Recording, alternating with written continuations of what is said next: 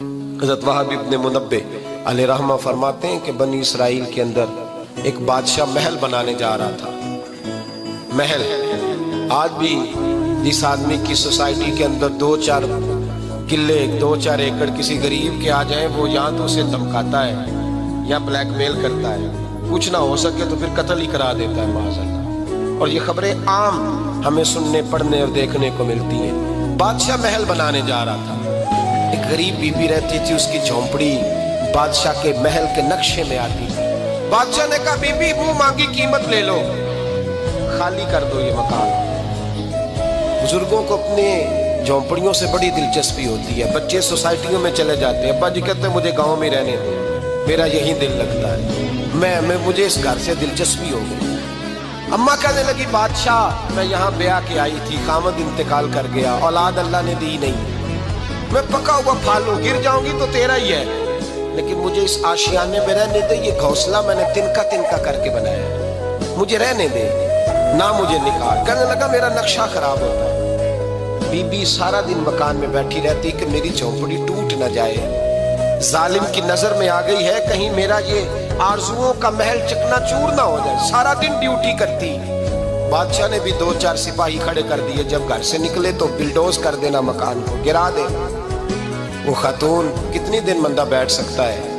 ایک دن سر شام گھر سے نکلی، 2-1 گھنٹے کے بعد واپس آئی تو مکان گر گیا تھا، دیوار بن گئی تھی. حضرت وہب ابن منبہ فرماتے ہیں بس اس نے دعا کی تو رب کریم نے وہ شہر سارا تباہ کر دیا. اس بی بی نے 2 جملے کہے تو الٹ پلٹ دیا وہ سارا شہر.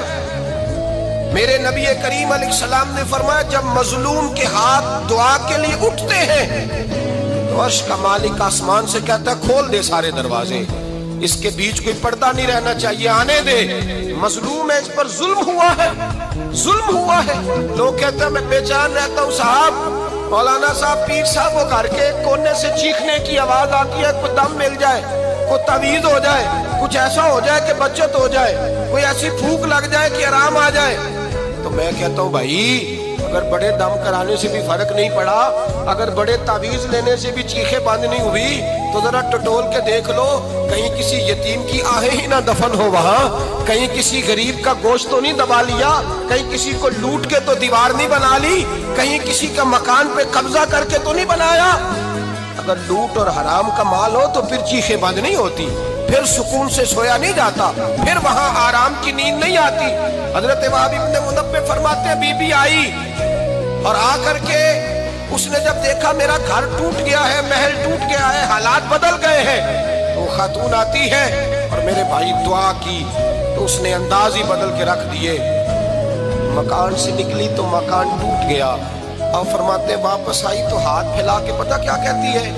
کہتی اے اللہ میں تو موجود نہیں تھی، بتا تو کہاں گیا تھا؟ تو بھی موجود نہیں تھا، میں تو نہیں تھی، پر تو کہاں تھا؟ بس رب کریم نے حضرت جبریل کو حکم دیا، فرمایا یہ بستی الٹ دو، ساری تباہ کر دو، یہ لوگ نہیں رہنے چاہیے، جو ظلم تو سہتے ہیں بغاوت نہیں کرتے، نہیں رہنے چاہیے. صاحب طبقات کہتے ہیں محبوب پاک نے فرمایا بھائی کسی شخص کو میری طرف سے کوئی تکلیف پہنچی ہو تو بدلہ لے سکتا ہے، کسی کو تکلیف پہنچی ہو. صحابہ پھوٹ کے رونے لگے، محبوبہ کرم ہی کرم ہوا ہے، رحمت ہی رحمت آئی. آپ کے بارے میں گمان کرنے والا بھی دائرہ ایمان سے نکل جائے گا. حضور آپ کیا فرما رہے ہیں؟ فرمایا نہیں بھئی اٹھو. پیچھے سے جناب عکاشہ بن محصن اٹھے، ہاتھ کانپتے ہیں، آگے بڑھے، کہنے لگے یا رسول اللہ ایک جنگ کے موقع پر آپ نے درہ مارا تھا، ننگی پیٹھ پر صفیں سیدھی کراتے، بات دل میں رہ گئی ہے، میں نے بدلہ لینا ہے. نبی کریم نے فرمایا بلال دوڑ کے جاؤ، فاطمہ کے گھر درہ پڑا ہے، درہ لاؤ. سیدنا بلال حبشی کہتے میں گیا، دستک دی سیدہ طیبہ طاہرہ. حضرت فاطمہ فرمانے لگی بلال کیسے آئے ہو؟ اماں جی وہ درہ چاہیے تھا. سیدہ کو تشویش ہوئی، کہنے لگے بلال نہ تو جنگ پہ جانا ہے، نہ جہاد ہے، نہ کوئی ایسا موقع ہے، حضور کی تو طبیعت مبارک بظاہر بڑی علیل ہے، درہ کیا کریں گے؟ حضرت بلال عرض کرنے لگے اماں جی ایک صحابی بدلہ لینے لگے ہیں. صاحب طبقات نے جملے لکھے ہیں، کہتے ہیں بی بی صاحبہ نے درہ بھی دیا اور امام حسن حسین کو بھی باہر نکالا. فرمانے لگی عکاشہ سے کہنا 100 درے مارے ان 2 شہزادوں کے جسم پر، नबी पाक के करीब ना जाए। मैंने 2 बच्चे पैदा ही अपने महबूब पर कुर्बान करने के लिए किए, इनको ले जा।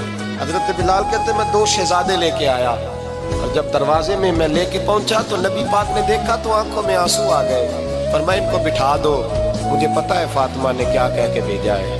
हजरत सैयदना बिलाल फरमाते हैं दुर्रा मैंने जनाब अकाशा को दिया। हजरत अकाशा दुर्रा लेके आगे जो बढ़े तो हजरत अबू बकर सिद्दीक ने उनके पैरों पे हाथ रखा। फरमाया अकाशा मेरी तरफ आ जा, मुझे मार दुर्रे, नबी पाक के करीब ना जा। मुस्तफा करीम ने फरमाया अबू बकर तू हट जा, इसे आने दे। फरमाते मैं चंद कदम आगे गया तो मौला अली शेर खुदा ने मेरे पैर पे हाथ रखा। कहने लगे अकाशा सोच तो सही तू क्या कर रहा है। हुजूर ने फरमाया अली हट जाओ, मेरा और उनका मामला है। जनाब अकाशा आगे बढ़ रहे। नबी करीम ने फरमाया मैं अपनी उम्मत को दर्श देना चाहता हूँ, खबरदार खबरदार जिंदगी में तुम्हारे हाथ से जुबान से किसी को तकलीफ ना पहुंचने पाए। खबरदार याद रखना वो माशरे बिगड़ जाते हैं, वो माशरे तबाह कर दिए जाते हैं जहाँ जुल्म होता है, जहाँ ज्यादती होती है, जहाँ लोगों को सताया जाता है। महबूब करीम के करीब आए हजरत अकाशा, हुजूर मेरी पीठ नंगी थी, आप भी जरा कपड़ा हटाइए। नबी करीम ने पीठ से कपड़ा हटाया। जनाब अकाशा ने दुर्रा जो उठाया तो सहाबा की चीखें निकली। हजरत अकाशा ने दुर्रा दूर फेंका, हुजूर के बतने अतहर से लिपट गए, चूमने लगे, कहने लगे हुजूर वो तो सफे सीधी कराते लग गया था, आपने कहा मारा था। या रसूल अल्लाह मैं तो बहाना बना रहा था कि जाती दफा मुझे वजूद चूमने का मौका नसीब हो जाए, मुझे ये मौका नसीब हो जाए। मेरे हबीब ने फरमाया जिसने जन्नती देखना हो मेरे अकाशा की ज़ियारत कर ले।